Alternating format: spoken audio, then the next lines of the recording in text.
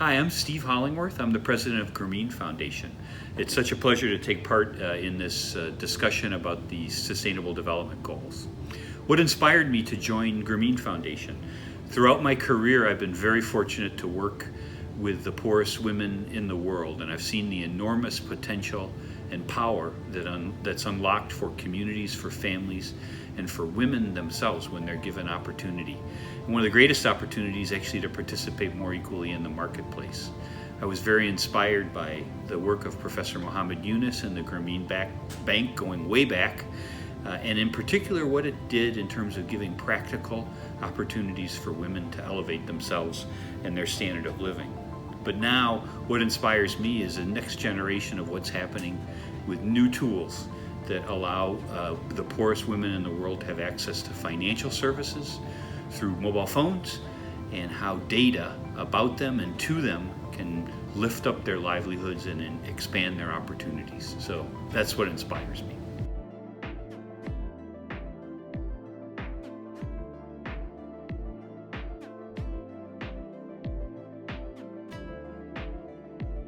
Well, there's a historic answer to that, and there's a current answer.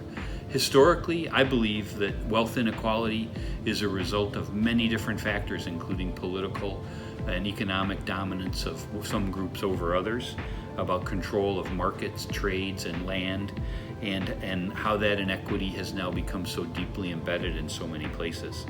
Culture has a perspective too to play in it, but increasingly in our world, that inequity or those gaps really are about knowledge, about access to information, and access to capital. And increasingly, the work around helping the poorest people in the world take advantage of new innovations is really critical towards overcoming that asymmetry of information and knowledge.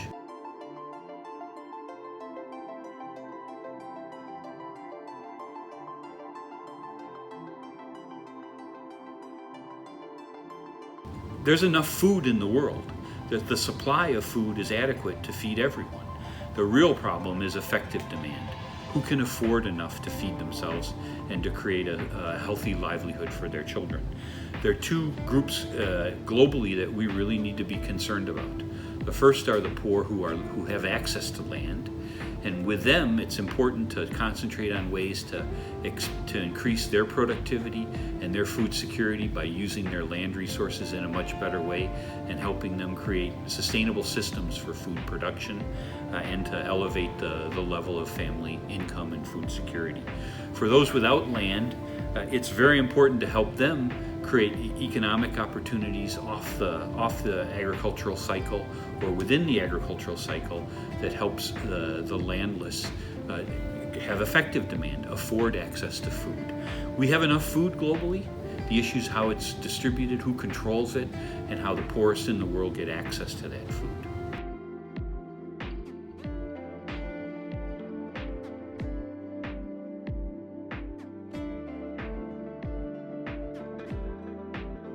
One of the things that I continue to highlight is really the incredible insight that Professor Yunus and the Grameen Bank had about the poorest people on earth, particularly women.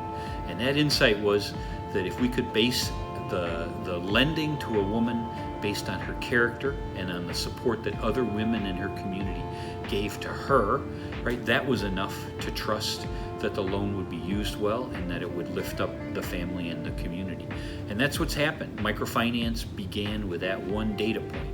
What's happened now with the evolution of microfinance is the traditional microfinance banks and microfinance institutions have gotten to a level of sustainability and scale where it reaches in excess of 150 to 160 million clients. It's able to channel over $200 billion of portfolio lending through almost 4,000 microfinance banks, and that's gone a great way towards solving some of the problems about financial inclusion. But there's still 1.7 billion in the world who are unbanked, and that's the next big challenge we have. And at Grameen Foundation, we're putting heightened importance on how the financial services sector now can leverage the use of mobile money platforms, the mobile phone, and how data can be used to create social good and can create impact on the poorest in the world by helping them get access to the kinds of information they need to make good decisions, and for helping all of us involved in supporting them to make better decisions about the kinds of financial services that are most appropriate for their needs.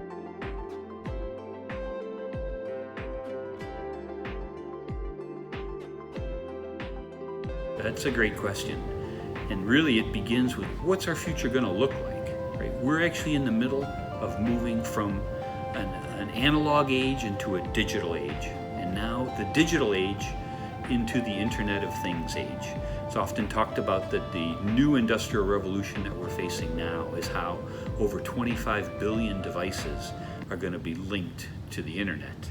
What does that offer to the poorest in the world? That's the way we need to shape the future, we believe.